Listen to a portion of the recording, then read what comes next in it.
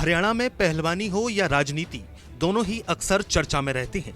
राज्य में चुनाव चल रहे हैं और 90 सीटों के लिए मतदान 5 अक्टूबर को होगा।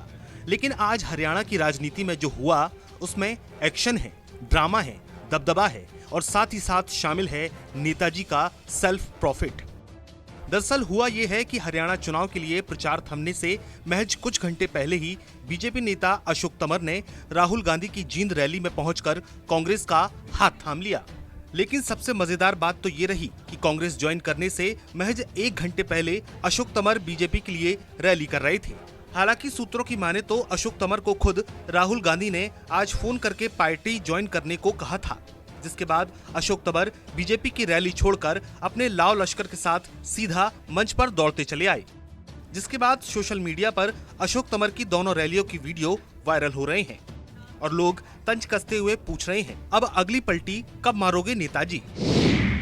उत्तर प्रदेश में नरेश अग्रवाल का नाम उन नेताओं की लिस्ट में आता है जिनके रिश्ते सभी पार्टियों से मधुर रहे हैं। नरेश अग्रवाल सपा, बसपा और कांग्रेस तीनों ही पार्टियों से सत्ता का स्वाद ले चुके हैं। कुछ ऐसा ही हाल अशोक तंवर का भी है। दरअसल अशोक तंवर भी सिर्फ सीनियर लीडर नहीं हैं, वो हैं भारतीय राजनीति के उन चुनिंदा नेताओं में शामिल हैं जिनके संबंध हर पार्टी से मधुर होते हैं। अशोक तंवर 2024 के लोकसभा चुनाव में बीजेपी के टिकट से सिरसा लोकसभा सीट से चुनावी मैदान में थे। इस चुनाव में कुमारी सैलजा ने उन्हें 2.50 लाख से अधिक वोटों से धूल चटाई थी। इसके बाद से अशोक तंवर बीजेपी के कार्यक्रमों को संभाल रहे थे। यही नहीं, अशोक तंवर हरियाणा चुनाव के लिए बीजेपी के स्टार प्रचारकों की लिस्ट में भी थे।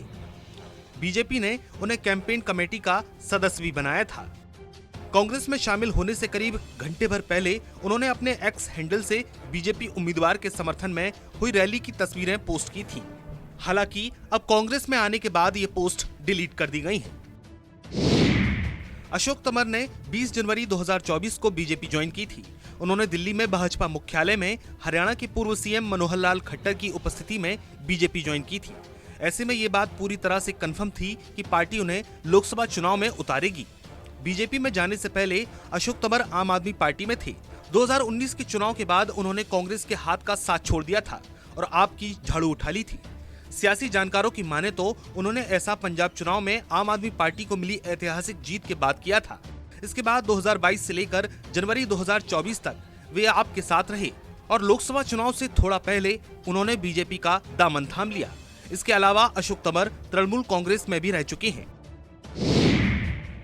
2009 के लोकसभा चुनाव में अशोक तंवर ने INLD प्रत्याशी को 35,000 वोटों से हराकर जीत हासिल की थी।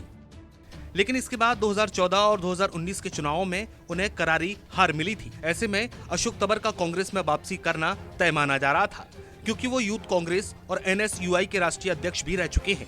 अशोक हरियाणा कांग्रेस के अध्यक्ष भी रह चुके हैं।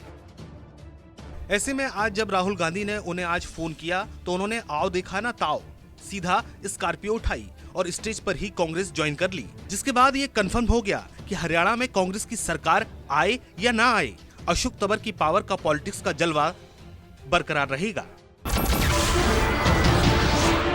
नमस्कार, मैं हूं मानक गुप्ता।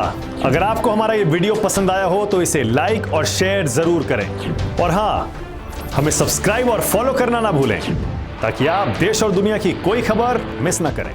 तो जुड़े रहिए हमारे साथ और देखते रहिए News 24।